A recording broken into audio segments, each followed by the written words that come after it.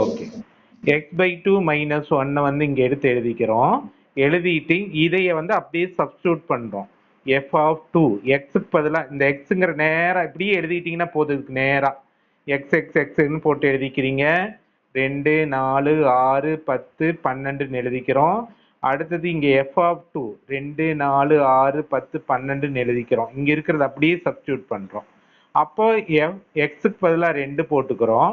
இந்த எக்ஸுக்கு பதிலாக இங்க நம்ம என்ன எக்ஸ் கொடுத்துருக்கோம் 2, அந்த 2 தூக்கி போட்டுக்கிறோம். அப்ப 2 அடிச்சுன்னா ஓரெண்டு 2 வரும். ஒன்னால வகுத்தா என்ன வரும் 1. 1 வகுத்தா 1. அந்த 1 மைனஸ் 1, அந்த 1 மைனஸ் 1 என்ன வருது 0. சரியாப்பா? இதுல பாருங்க, இந்த பி செக் பண்ணிக்கணும் நாம. இந்த ஃபர்ஸ்ட் ஆன்சர் வருதா 0ன்னு வருது இல்லையா? அதை எடுத்து அது வருதான்னு பார்த்துட்டு நான் போட்டது கரெக்ட்.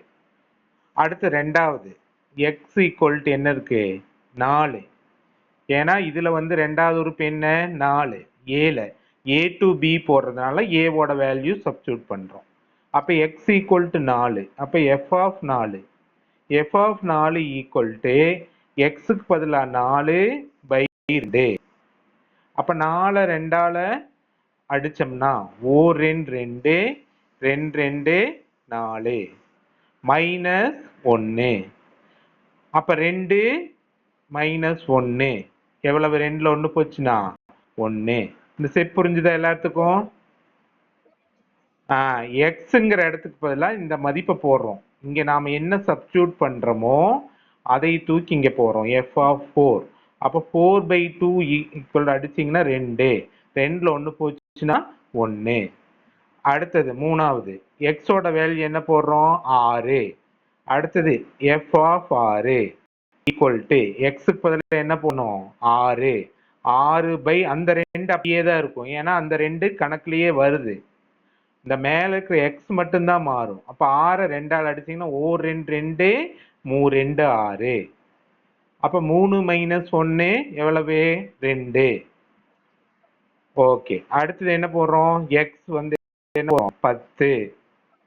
அப்ப எஃப் ஆஃப் எக்ஸ் பதில் என்ன போடணும் 10. அப்ப 10/2 அடிச்சீங்கன்னா I2 10.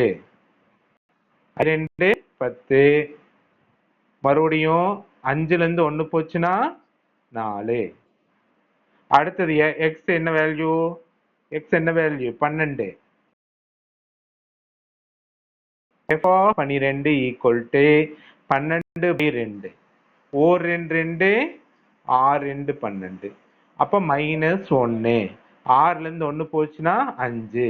இங்க பாருங்க ஆன்சரை பாருங்க, கரெக்டா இருக்கான்னு பாருங்க. 0 1 2 4 5 கரெக்டா வருதா? 5 நம்பர் கரெக்டா வந்துச்சு. ஏன் 9 வரல? நாம இன்புட் கொடுத்ததே 5 தான் கொடுத்துருக்கோம். அப்ப 5க்கு 5 ஆன்சர் வந்துருச்சு. ஓகேவா? இந்த கணக்கு ரொம்ப ரொம்ப முக்கியம், ரொம்ப ஈஸியானது, அடிக்கடி கேட்கறது. 5 மார்க் கணக்கு இது. சரியா? ஓகே. அடுத்தது ஃபர்ஸ்ட் வரிசை ஜோடிகளின் கணம். ஃபர்ஸ்ட் நாம அப்ளை போட்ட மாதிரியே தான். இதெல்லாம் உங்களுக்கு தெரியும். ஃபர்ஸ்ட் 2 போடும்போது நமக்கு என்ன ஆன்சர் கிடைச்சது 0. அடுத்தது 4 போடும்போது என்ன ஆன்சர் கிடைச்சது 1. அடுத்தது 6 போடும்போது என்ன கிடைச்சது இன்புட்டு அவுட்புட்டு 2. 6 2.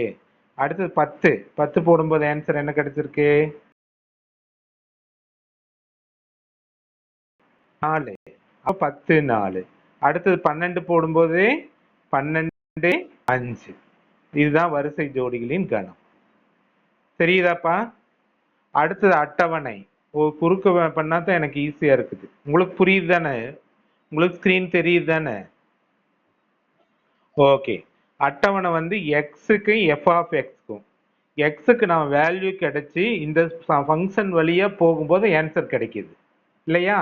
அப்ப எக்ஸ்ல இது நம்ம இங்க போடுற பாருங்க 2 4 6 10 12 எல்லாம் எக்ஸ். அந்த எஃப் ஃபங்க்ஷன் வழியா போகும்போது கிடைச்ச ஆன்சர் என்ன 0 1 2 4 5.